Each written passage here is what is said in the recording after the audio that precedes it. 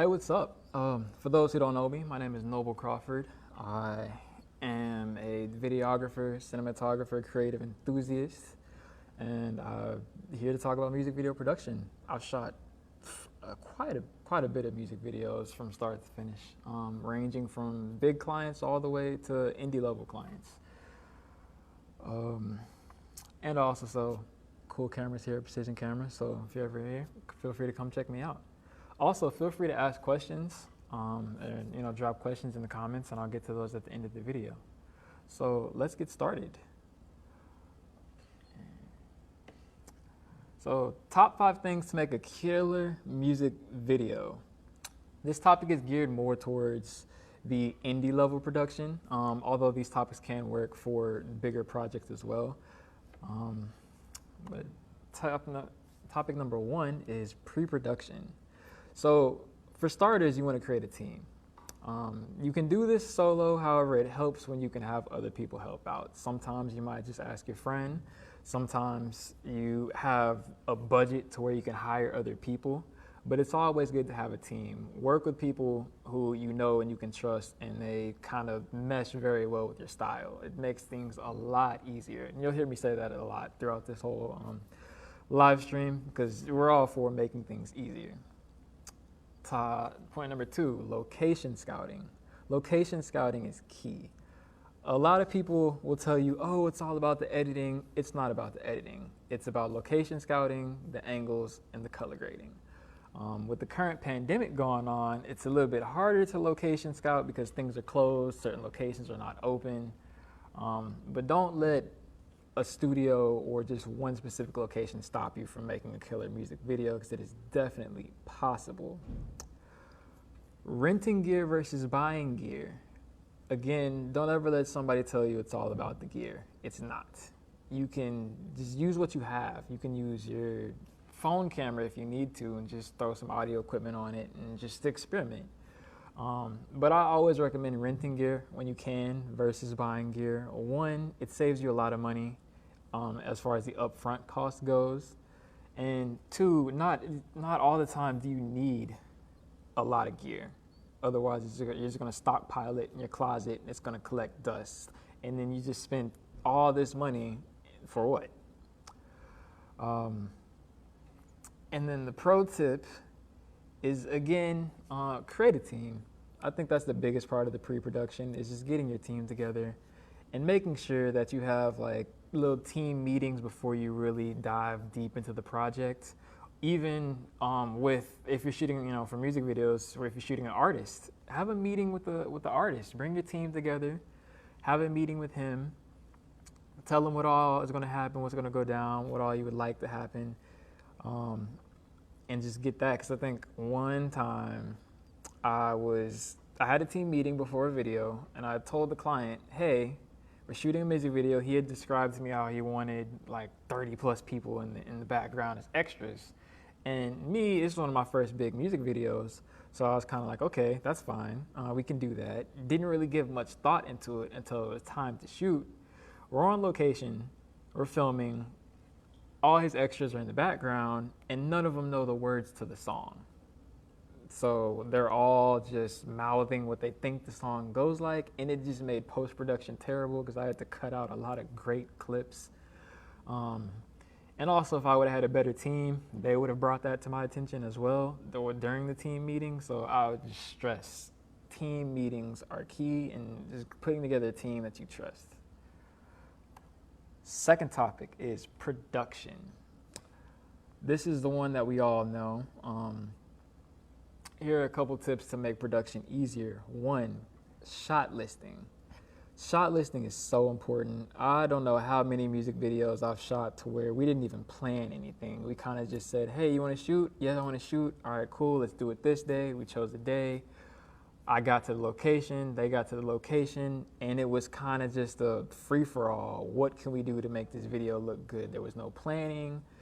There was nothing was put into it. We just said we'd shoot, and we shot a video. And yes, I did get a couple great videos out of it.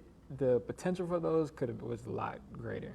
We could have planned something, set something aside, chose a location, did location scouting. If I would have put together a team, I could have had an A and B shooter. I could have made the video a lot more than what it was.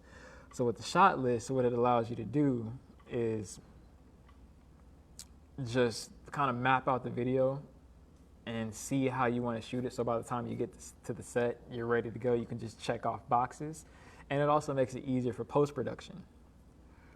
The next point is to stabilize your shots.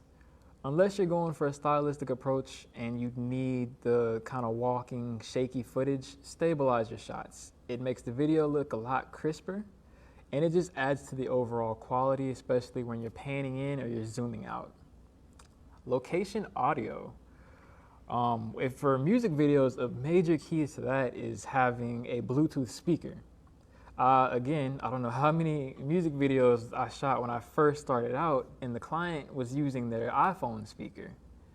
And then I was like, okay, well, we can do that. So they were listening to the track on their iPhone speaker, and I was recording the video, and I didn't really think too much of it until I went to edit. So I'm back home, I'm editing the video, and I'm trying to sync the tracks in post-production, and it's just a nightmare because I can barely hear what they're saying, and the words just weren't lining up. So I would definitely recommend getting a Bluetooth speaker, as well as just getting any regular sound bites. Like if, they're talking about, they have like a train ad lib or some kind of extra voiceover in the background, try and see if you can get that in real time, like a bird chirping or a train going off. That just further adds depth to your video. And then the pro tip again with that is just the Bluetooth speaker. That's, if you don't take away anything else, take away the Bluetooth speaker part. It will help you out a lot in terms of post-production. And then now we're getting into post-production. Editing. Biggest thing with editing, always plan to spend extra time editing.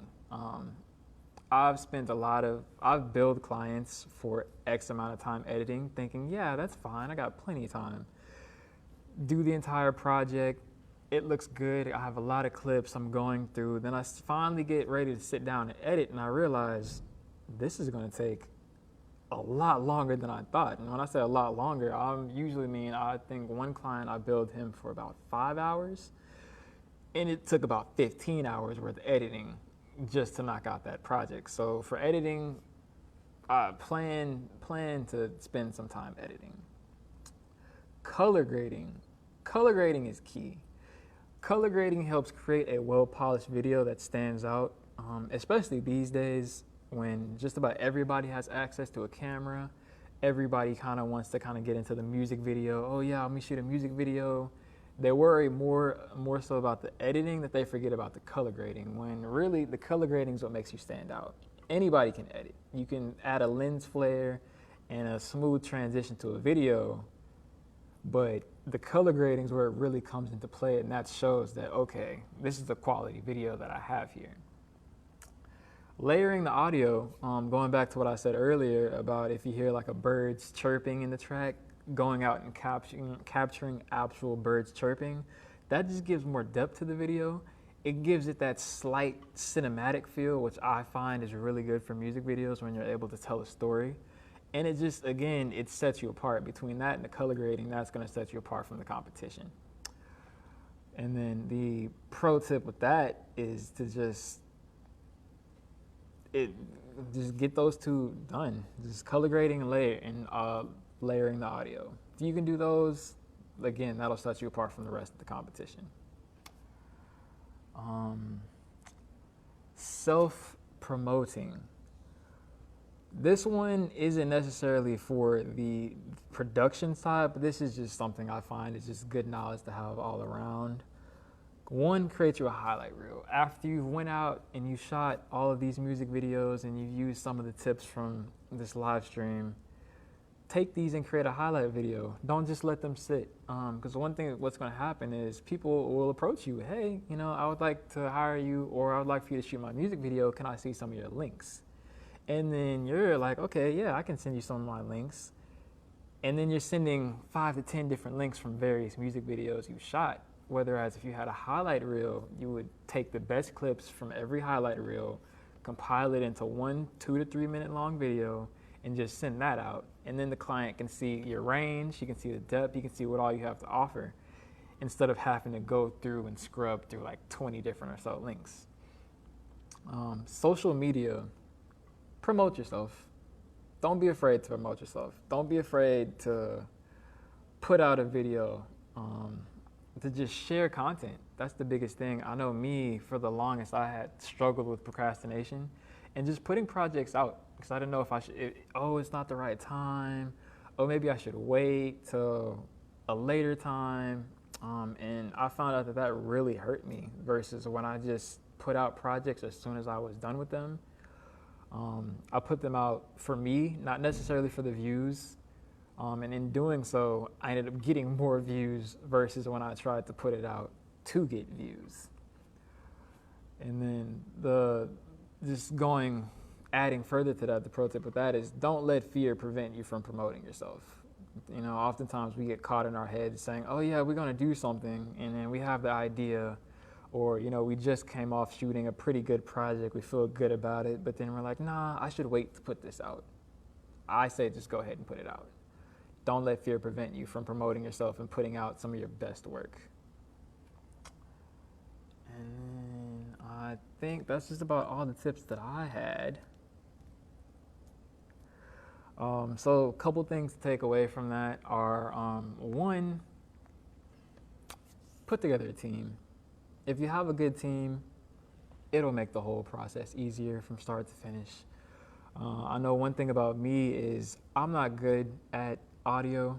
I'm not an audio guy. I love the idea of audio, but then when I try to do audio myself, it just doesn't quite work. So what I found is that if I can have somebody else do the audio, I will. I will gladly give them the whole audio segment. So hey, this is what I would like to do. I would like to capture some external audio of birds chirping, of train noises going off in the background, of just different sounds so I can include into the video when I go to edit. But that's why it helps to have a good team, because I can rely on him to do that instead of me trying to do it all by myself. And then I have to push the deadline back because I don't know what I'm doing, and I gotta learn it at the same time. And it makes the whole process easier. Or editing.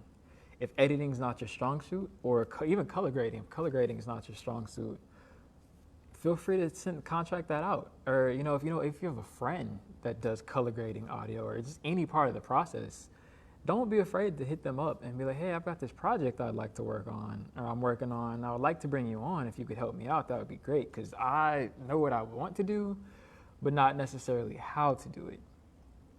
Another pro tip, really, the Bluetooth speaker for me was a big one, especially with the first couple music videos. It was a nightmare to edit in post-production, trying to go off of an iPhone speaker. So I would recommend get a speaker. It is very important, and trust me, it'll help you in the long run. Color grading. Whether you're doing the color grading yourself, or you're having a friend, or you're hiring a colorist, color is really important. Like I said, anybody can edit footage. It takes 2 seconds to throw a quick transition and a light flare on the video. But the color grading is really where you stand out. Notice how in a lot of movies, like James Bond was shot in that steel tone, or even some of your favorite music videos, they all have a certain look to them. And that's why they stand out to you. They were shot a certain way, and they're colored a certain way. So color grading is key. Lastly, just self-promotion. Don't be afraid to promote yourself. That's how you get these gigs. That's how you get more videos. That's how people find you, because you're putting your content out for people to see, whether that's Twitter, YouTube, Instagram. It doesn't matter. Just put your content out so people can see where it's going. And I think that's just about it for today.